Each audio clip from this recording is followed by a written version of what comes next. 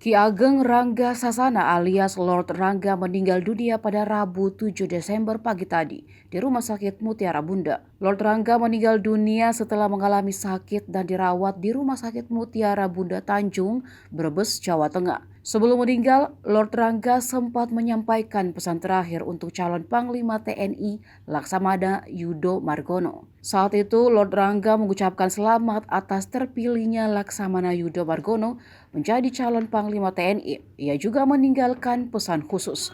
Ingat saudaraku, selesaikan sengketa di Pulau Pasir dengan Australia dan ancaman di Natuna Utara adalah tugas yang tidak mudah. Tulisnya, menurut Rangga TNI harus menyatu dan hadir di tengah rakyat serta menjadi solusi permasalahan